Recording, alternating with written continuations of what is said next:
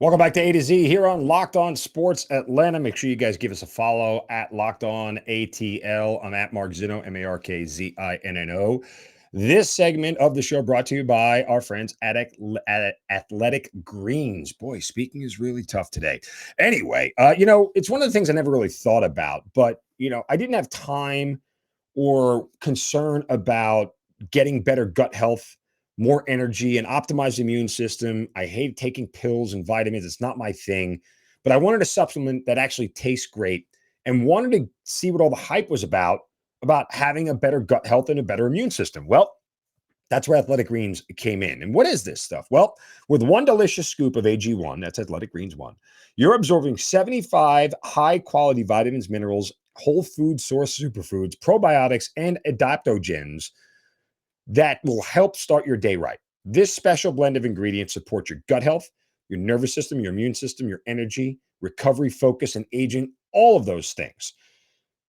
That's why I take Athletic Greens, because they are absolutely central to my lifestyle, right? It's just one of those things I just put into my daily regimen and I see the benefits of it. There are no GMOs, no nasty chemicals, no artificial anything, and they still taste great. You even get better sleep out of this, guys. And it costs less than $3 a day. So you're investing in your health, and it's cheaper than that cold brew habit. It's cheaper than getting all the different supplements at the store. It's cheaper than investing in all-in-one nutritional insurance.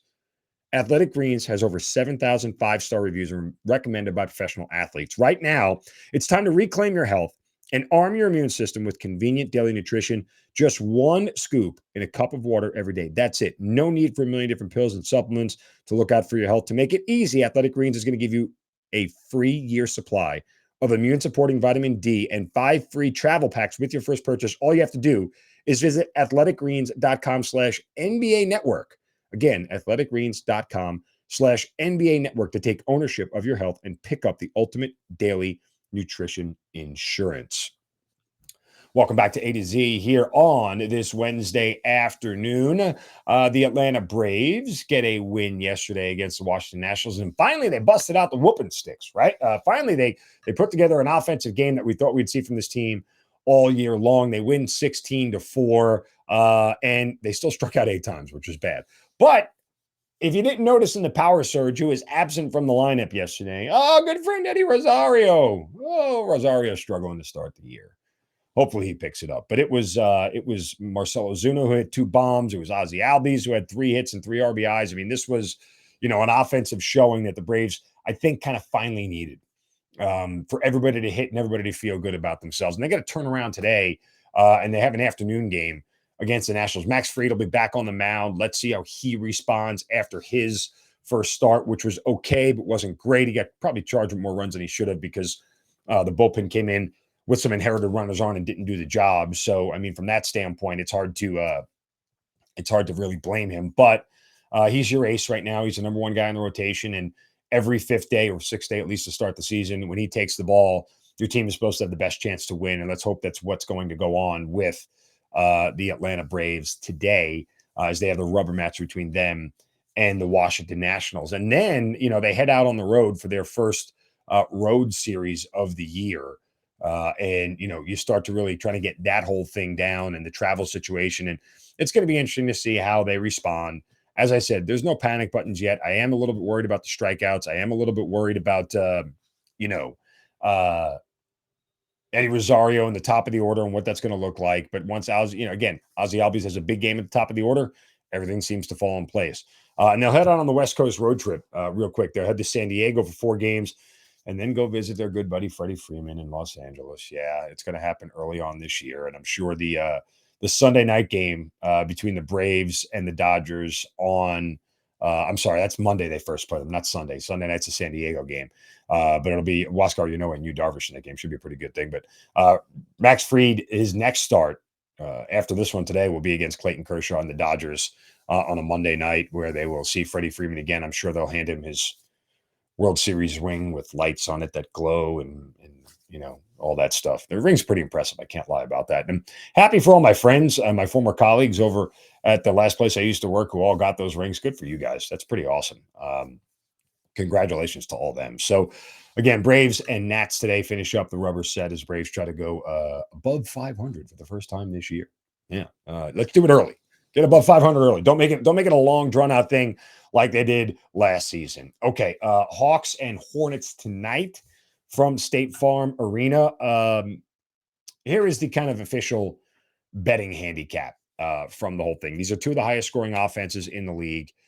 Charlotte finished fourth in the NBA in scoring, and the Hawks finished sixth. They're talking about a difference of 115.4 points a game versus 113.9. It's not that much. Hawks are second in the NBA in three-point shooting at 37.4%, and Charlotte is sixth at 36.5%. Both teams have bottom 10 defenses in the league. Guess what? They're not good.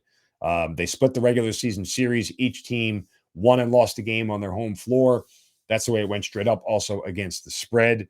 Atlanta has been markedly better at home this year. They're 27-14. That's the third most wins in the East. And they are 23-18 against the spread, which is very good. You talk about a number that's in the 58-59% range. They're also averaging 116.7 points a game at home, which is more than what they're averaging on the season. So whatever it is, as I said earlier in the week, the sight lines, the comfort of the arena, the ability to warm up, whatever it may be, they play better at home. Here is the rub for this game more than anything. And it's not about who's going to play better defense. I heard a couple of hosts in town say that, and I laughed because nobody's playing defense. It's a conscious effort not to play defense. This isn't about who's going to play better defense. It's what Brad Rowland and I talked about yesterday. It's who's going to make more shots. And they're not missing shots because they're being well defended. They're missing shots because, even if you shoot 40%, you're still missing 6 out of 10, right? Like, it's a simple math problem here, folks. So from that standpoint, it's not about who plays better defense because nobody's playing defense. We know that, right? This shouldn't surprise anybody. Nobody's playing defense in this game.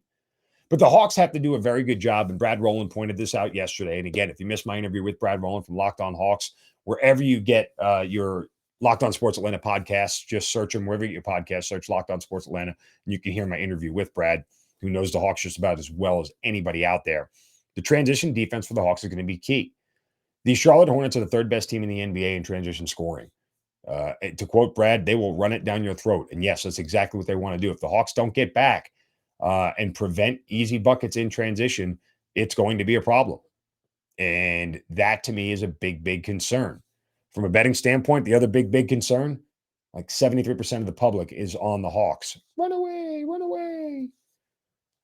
Not a number that I want to jump on, especially with that number rising out of 5 or 5.5. So for me, it's Hornets or pass, just based off of the public, based off of the way the styles of the teams play, based off the fact that Charlotte can score as well as the Hawks can.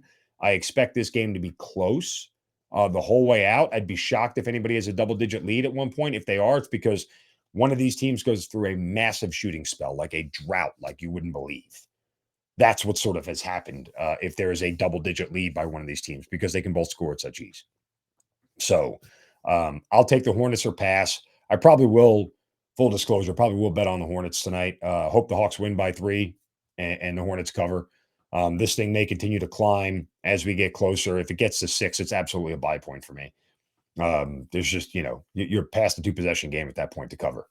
So it's an absolute buy point for me if it gets to 6. We'll see what happens. The total, by the way, at 236.5 last I saw it. That's down from 240. Early sharp money came in on the under, as it should.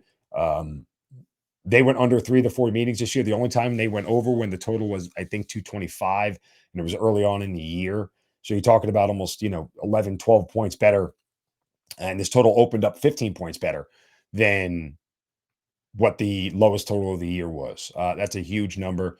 I would say that theoretically, these two offenses will cancel each other out. And what I mean is essentially that because they both can score and it's a win or go home situation, they may be a little bit more judicious in their shot selection, maybe a little bit more prudent about taking quick shots early on in the shot clock when they don't need to allow their offense to get in place.